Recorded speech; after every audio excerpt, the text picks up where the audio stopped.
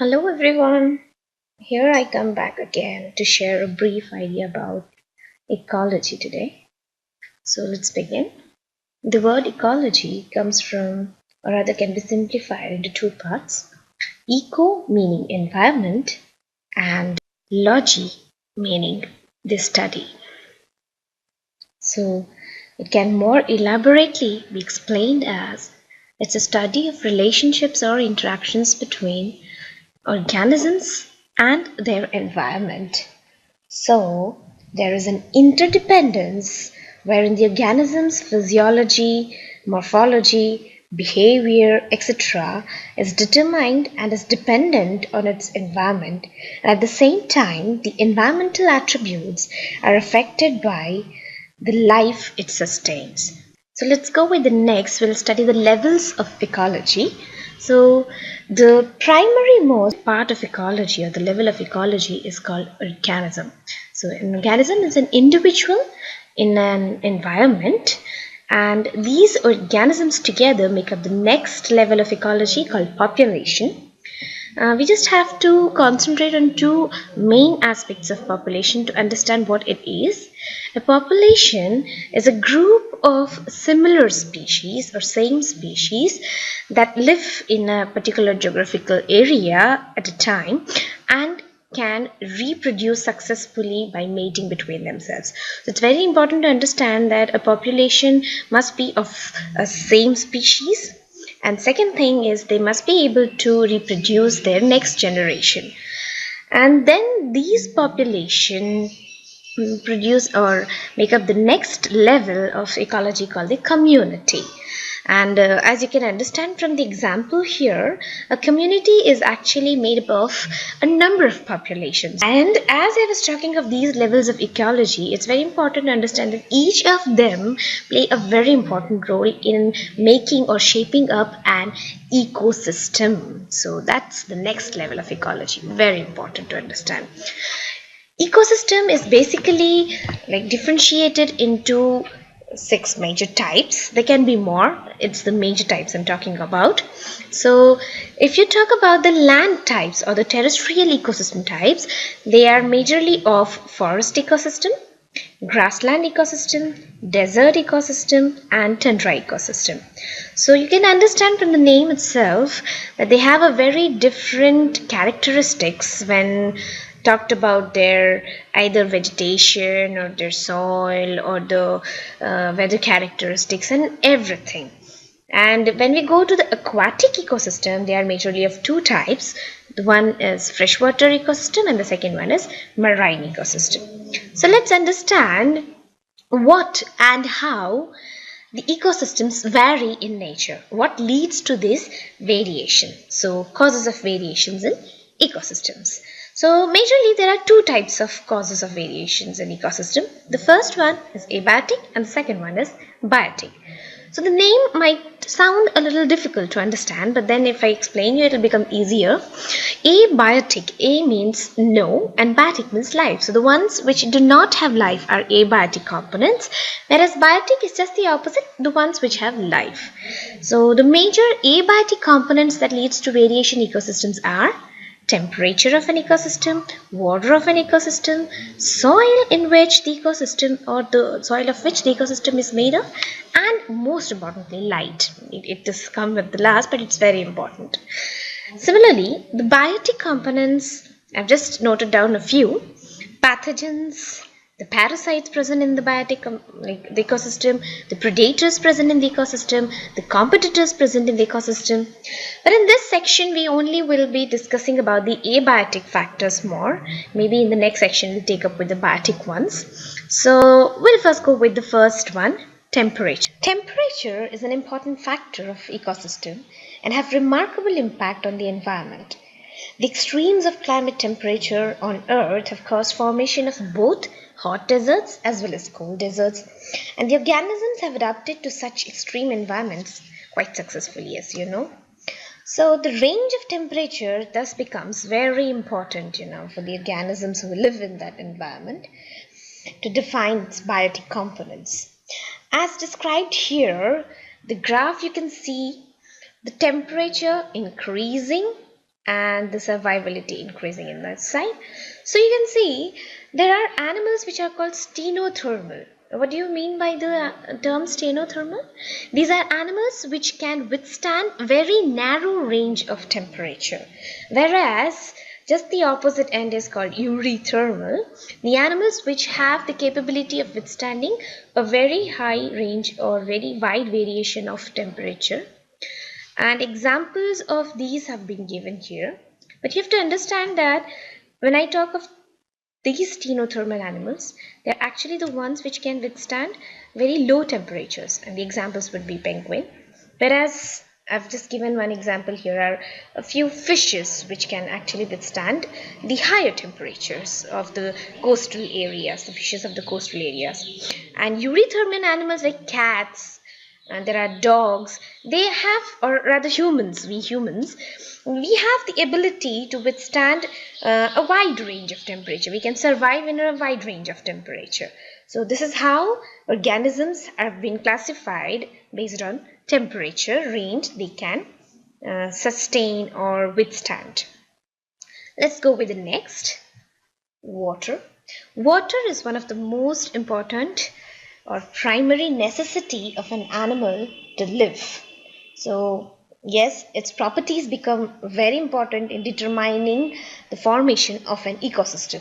So the first one we've spoken here, the quality of water, is potential of hydrogen, or pH. We often keep talking of pH of water. So you know, when you scale it from 0 to 14, 7 is the pH which is called the neutral pH, where the water is neither acidic nor alkaline, whereas below 7 is acidic and above 7 is alkaline. So acidic water will definitely have a very different type of ecosystem than the alkaline water. So it becomes again very important, because pH of water has a sound effect on reproduction of aquatic life. So even if there is a slight variation in pH of the water, the reproductive capacity of the aquatic organisms keep changing. When we come to the next one, salinity, we all know that water is generally classified into freshwater and saline based on mostly the salinity of the water. So that becomes very important. The freshwater animals do not have the capability of surviving in the saline zone, and vice versa. But there are animals which can actually survive in both the environments up to a certain extent. And as we have been talking about the temperature range sustenance, the same applies here with salinity. The animals which can actually withstand high variation in salinity are called euryhaline, whereas those which do not or have a very narrow range of adaptation to salinity are called stenohaline. Next, we'll go with the character of water is dissolved oxygen. We all know that aquatic animals take up oxygen in water in the dissolved form, and thus it becomes very important for respiration. But if the DO goes below the range, it becomes very difficult for animals to survive. It can lead to death and decay of animals, then toxifying the water. So again, dissolved oxygen of water is very important.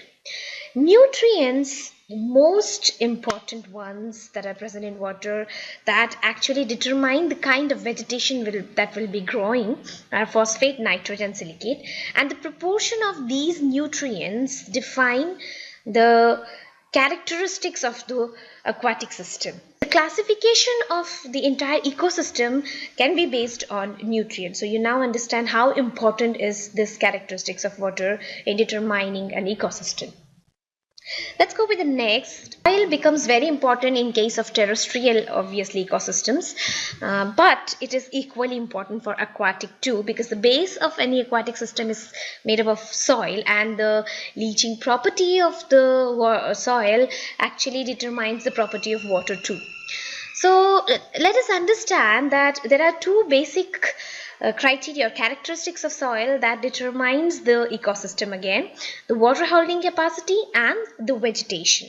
Now water holding capacity is again dependent upon two important characteristics. One is composition, the other one is grain size. So proportion of these air, mineral, OM and water, if varies, obviously the soil characteristics varies, and that actually determines how much of water can the soil hold, which is called the water holding capacity. Similarly, the grain size, actually the soil is made up of three types of grains: clay, silt, and sand.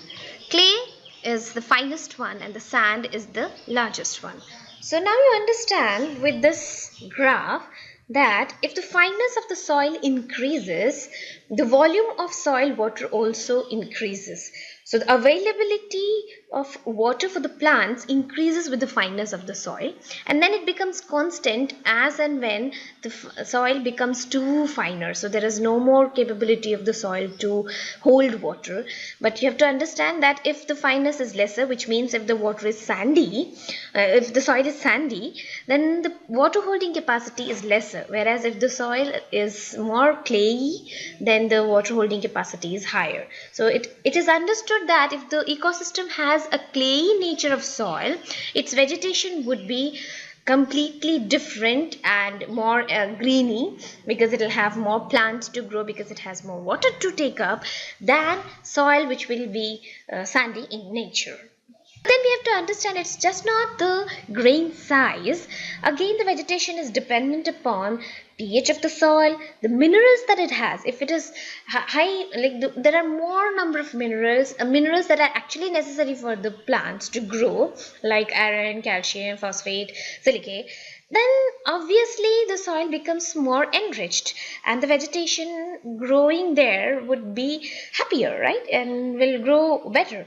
And at the same time, the topography of the ecosystem is very important to determine the vegetation.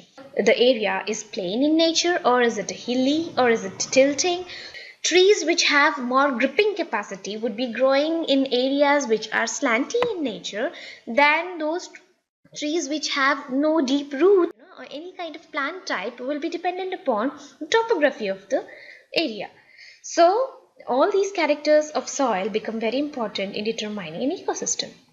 Let's go with the last one, light, and the most important one definitely, because we all know that light is one of the basic necessity for photosynthesis, because plants have the capability of producing their own food utilizing light, which is called photosynthesis. So there it becomes most important, because these are the primary producers which will give energy to the next trophic level. Other than photosynthesis, where does light come as an important factor in determining an ecosystem? It's the photo period. So what is photo period? It is the period of light that is available to an organism, and how the organism reacts to that period of light. I've just given you an example of roses here. These kind of plants bloom only during short daylight, so which means the period of the light becomes a clue for reproduction of these. Based on the 24-hour cycle of photoperiod called circadian rhythm, animals have been classified into three types: the diurnal, those which are active during the day; nocturnal, which are active during the night; and crepuscular, those which are active during the dawn or dusk period. I've just given you here an example. Let's play this video and we'll see an animal which is completely dependent on light for foraging.